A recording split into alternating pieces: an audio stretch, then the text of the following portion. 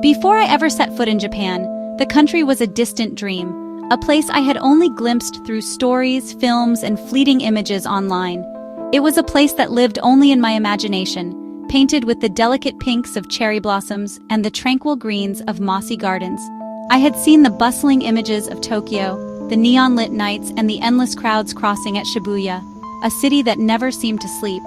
But beneath the surface, I felt a pull towards a quieter, more secret Japan, a world of hidden temples, silent mornings, and stories whispered through ancient streets.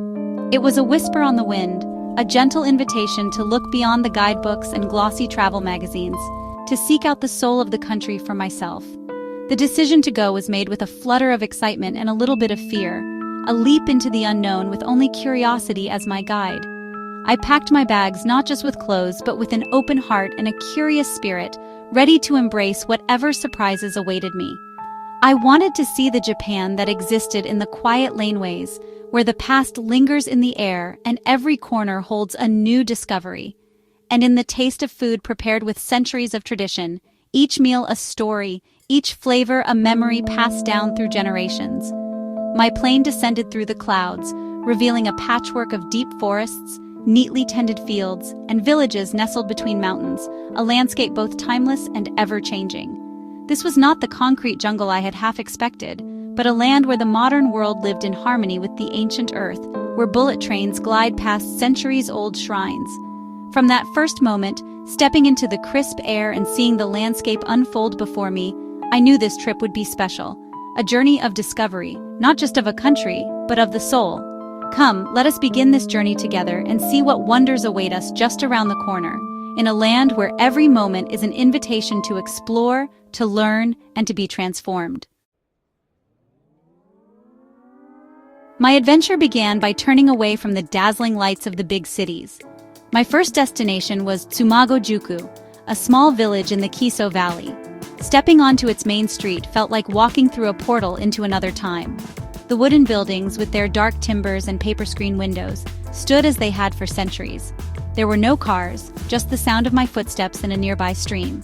I wandered without a map, discovering quiet moments, an old woman tending bonsai, a shopkeeper offering warm tea. That evening, I stayed in a ryokan, sliding open a paper door to the calming scent of tatami mats. My host, Keiko, showed me how to wear a yukata and served a beautiful dinner. As darkness fell, paper lanterns cast a soft glow on the empty street. Here, time slowed down, and I felt a connection to a way of life preserved with love and care. My journey had just begun, but I already felt myself changing. From the ancient peace of the mountains, where mist drifts quietly through the trees and time seems to slow, my journey took a new turn. My next destination was Naoshima, a small island in the Seto Inland Sea, where the boundaries between nature and art dissolve into one breathtaking experience. Once a sleepy industrial island known mainly for its fishing villages and factories, Naoshima has been transformed into a world-renowned center for contemporary art, drawing visitors and artists from across the globe. As my ferry approached the shore, the iconic yellow pumpkin sculpture by Yayoi Kusama stood boldly on the pier, a whimsical beacon that instantly set the tone for the island's creative spirit. Eager to explore, I rented a bicycle and set off along the winding coastal roads, discovering art installations seamlessly integrated into the island's lush landscape, each piece inviting me to pause and reflect. The Chichu Art Museum, built mostly underground to preserve the island's natural beauty, offered a spiritual moment with Monet's water lilies, illuminated by ever-changing natural light that made the paintings feel alive. In the Art House project, traditional village houses have been transformed into immersive art experiences, blending the old with the new in surprising ways. One house held a tranquil pool of water with glowing numbers drifting across its surface, a poetic meditation on the passage of time and the mysteries of existence. Another was filled with complete darkness, where visitors learned patience and discovered the beauty of subtlety, as their eyes slowly adjusted and hidden details emerged. On Naoshima, art is not just something to be seen from a distance, it's something to be lived, touched, and experienced with all the senses, blurring the line between observer and participant. The island's transformation is a remarkable story of hope and renewal, where creativity has breathed new life into forgotten spaces, and every moment holds the potential for unexpected beauty. As I cycled back to the port at sunset, the sky glowing gold above the calm sea, I felt deeply inspired by Naoshima's creative soul, a place that forever changed the way I see the world around me. My journey led me deep into the heart of the Japanese Alps, where snow-capped peaks rise above ancient forests and the air feels crisp and pure. I arrived in Takayama, a town where the soul is found in its food, and every street seems to whisper stories of tradition and warmth. At the Miyagawa morning market, the day begins with the gentle bustle of vendors setting up their stalls along the riverbank. Stalls overflowed with vibrant local produce, handmade pickles, and the aroma of freshly steamed rice. I discovered Hita beef, a delicacy renowned across Japan for its exquisite marbling and melt-in-your-mouth texture, raised with care in the surrounding mountains. Watching it grilled fresh at a market stall, the sizzle and aroma were irresistible, and the first bite was pure bliss. I also tried mitarashi dango, grilled rice balls brushed with savory soy sauce, their smoky sweetness a perfect street snack. My most memorable meal, though, was hoba miso, a rustic dish of miso paste, green onions, and mushrooms grilled on a magnolia leaf, served with steaming rice. The aroma was incredible, earthy and rich, and the meal was both rustic and comforting, warming me from the inside out on a chilly mountain evening. In Takayama, food became a language, one that spoke of the land, the changing seasons, and the people who call this place home. Each bite was a way to connect with history, climate, and the welcoming locals who take pride in their culinary heritage. Every meal told a story of the mountains, of generations of families gathering around the table, passing down recipes and memories. Sharing food here created bonds that went beyond language, uniting travelers and locals alike in laughter and appreciation. A simple smile and a nod over a delicious bowl of noodles became a memory I'll never forget, a silent thank you for the hospitality I received. The taste of Takayama nourished not just my body, but my spirit, leaving me with a sense of peace and belonging. Here I learned that food is more than sustenance. It's a way of sharing a moment, a culture, and a piece of one's heart. Even as I left Takayama, its flavors and the warmth of its people lingered with me, a delicious memory I'll always carry.